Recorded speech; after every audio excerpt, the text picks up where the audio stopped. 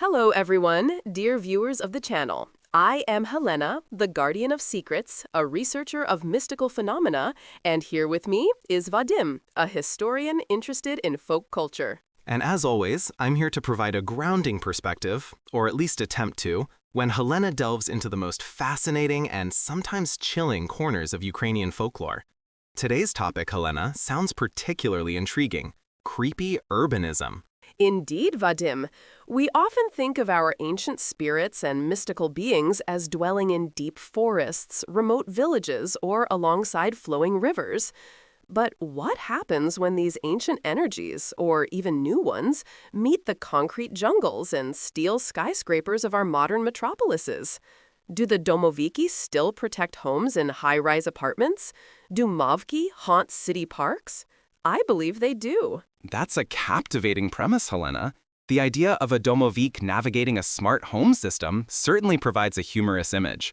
But seriously, when we talk about urban mysticism, are we discussing the persistence of old beliefs adapted to a new environment? Or are these genuinely new phenomena born from the unique stresses and anonymity of city life? Both, Vadym, both. Take, for instance, the legend of the Phantom Trolleybus in Kyiv. There are countless reports, particularly around the old Podil district, of a trolleybus appearing late at night, often on routes that haven't existed for decades. It's silent, unlit, and if you happen to glimpse it, some say bad luck follows.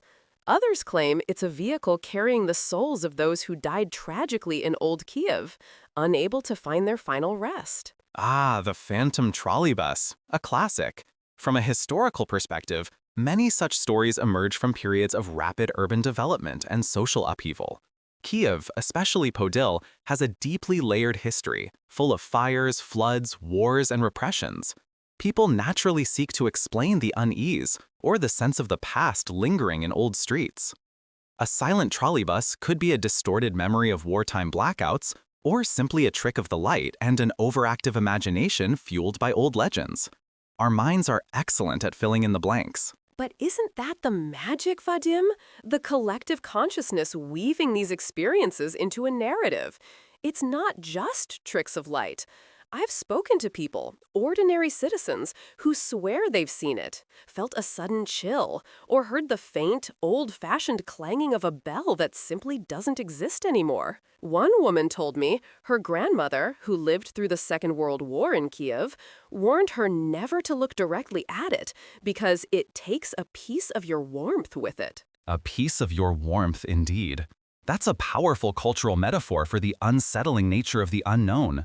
Psychologically, these urban legends provide an outlet for our anxieties about the city itself, its scale, its impersonality, the potential for danger hidden within its routine. The trolleybus, being a symbol of public transport and the movement of the masses, becomes a vessel for these collective anxieties, a modern adaptation of the old spirit of the road type of belief. Yet, the city also has its protectors. There's a fascinating resurgence of stories about domoviki in old Kyiv apartment buildings, not just in pre-revolutionary houses, but even in Soviet-era blocks. Residents report objects moving, inexplicable whispers, a feeling of being watched, but not necessarily threatened. They often leave small offerings, a piece of bread, a coin, just as our ancestors did.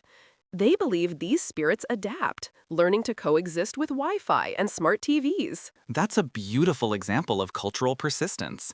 The domovik tradition is incredibly old and deeply ingrained. It represents the spirit of the home, a guardian. In an urban environment where people often feel a lack of control or connection, creating a domovik narrative for strange creaks or drafts helps to personify the house and make it less threatening. It's a way to imbue a structure, even a modern one, with a sense of personal connection and protection. It provides psychological comfort, a sense of belonging in a potentially alienating city. But some stories are darker. Consider the tales around the Kyiv metro, specifically the unfinished or abandoned stations, like the one beneath Lvivska Ploshcha that was started and then halted. People talk of seeing figures in the tunnels, hearing phantom trains, or even the cries of workers who supposedly perished during its construction. These aren't just old creaks, they are specific, recurring encounters. The Kyiv metro is a marvel of engineering, and like many grand projects, it's fertile ground for such legends. The sheer depth, the darkness of unused tunnels, the echo chambers, it's an environment ripe for misinterpretation and the imagination to run wild. The stories of deceased workers are often embellished or entirely fabricated, but serve a critical function. They acknowledge the human cost of such massive undertakings. It's a way of remembering and honoring, even subconsciously, the unseen labor and sacrifices behind our urban infrastructure. I don't think it's just imagination, Vadym. Places hold energy. Traumatic events, sudden deaths, intense human emotions, they leave an imprint. The concrete, the steel, they absorb these energies. That's why Lysa Hora, right within the city limits of Kyiv, remains such a potent, mystical spot, a place where witches were said to gather and rituals are still performed. Its wild, untamed energy resists urban development, creating a nexus where the ancient past and the modern city constantly collide. Lysa Hora is an exceptional case, a place of historical pagan significance that has always been considered liminal, on the edge, betwixt and between. Its persistence as a mystical site, even within a growing city, proves how powerful certain locations can be in the cultural memory. It's a testament to the fact that even as we build new structures, our relationship with the land and its history continues to shape our perception of reality. These stories, whether they have a supernatural basis or not, are crucial for understanding our cultural heritage and how we make sense of our world. And that's precisely why we must talk about them, share them, and not let them fade. Losing these stories, even the creepy urban ones, means losing a part of our collective soul, our unique Ukrainian way of understanding the world. Absolutely, Halyna. They are narratives that tell us about ourselves. They reflect our fears, our hopes, and how we adapt our ancient beliefs to new realities. So whether it's a ghostly trolleybus or a protective domovik in a high-rise, these stories keep the fabric of our culture alive. They truly do. And we invite all of you, our dear listeners, to share your own urban mystical encounters in the comments below. Have you seen anything strange in your city? Tell us your stories. We read every one. Indeed, your experiences add so much to our understanding.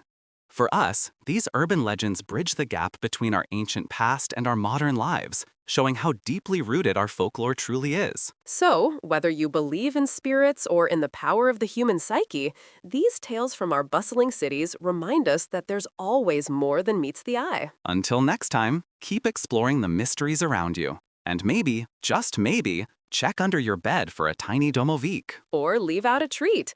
Don't forget to like this episode and subscribe to our channel for more journeys into the mystical heart of Ukraine.